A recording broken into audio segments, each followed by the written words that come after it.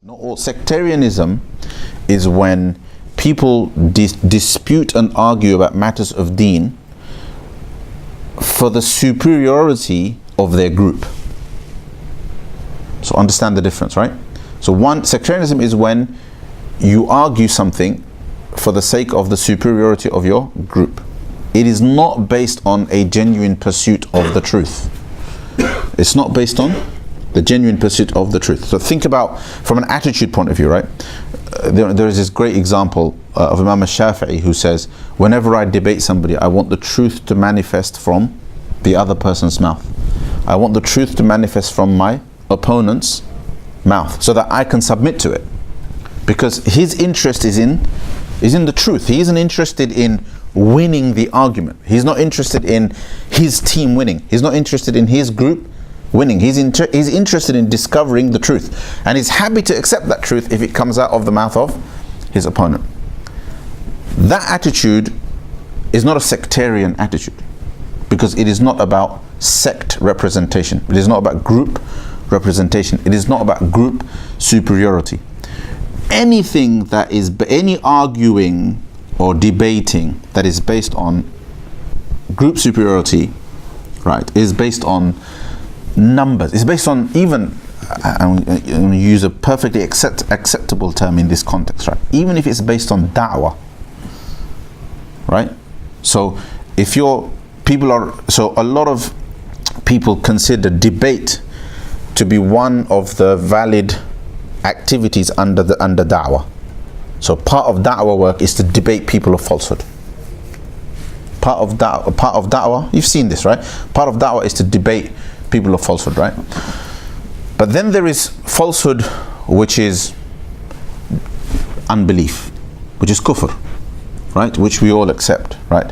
But then all of a sudden the idea of falsehood starts to get broadened more and more, and it goes from kufr to Muslim groups. Then it goes from Muslim groups to subgroups, and then subgroups, and then subgroups, until all of a sudden you've got people arguing one another in the masjid over trivial matters.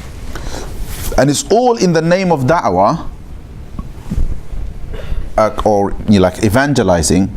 And before you know it, that evangelizing is about the superiority of a particular group inside the masjid, not even like a big group that's representative of, say, of a large contingent of the ummah.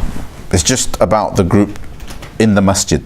That group wants superiority over the other. This kind of dispute is sectarian dispute, and it's always forbidden. It's got nothing to do with discovering the truth. It's falsehood, right? It's forbidden. Okay, discovering the truth. Okay, I want to discover the truth, right? Discovering the truth, by definition, requires a certain qualification. It requires a certain qualification, right?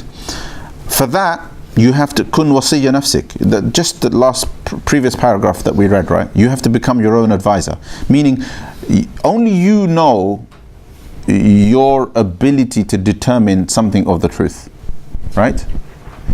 If you don't have that ability, you follow somebody else. Naturally you do. You follow somebody that you trust, okay? And then your sectarianism is inevitably limited to the sectarianism of the person that you follow. So most people are sectarian not because they have a position on a matter. Most people, they're part of a group not because they have an opinion on a matter. They're part of a group because they follow somebody who they believe has an opinion on a matter, even though that might actually be also untrue, meaning the person that they're following might actually not have an opinion on the matter. They might be following somebody else who has an opinion on the matter. But there is this hierarchy, there's this chain of command that basically makes up a kind of hierarchy inside the sect or inside their own sectarianism.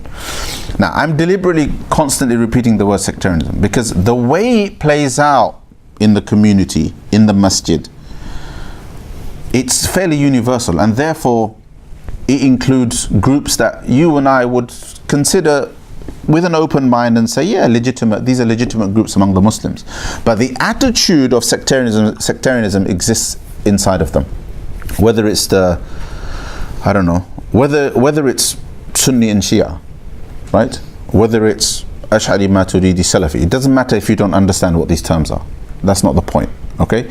Or whether it's very different movements, right? So the Tablighis and the Ikhwanis and the Jamaat Islamis, etc., etc. Whether it's regional provincialism, right? It's the Brelwis and the Deobandis, which is a very subcontinental thing, all right? And so on and so forth. Whatever it may be, it is possible in each one of these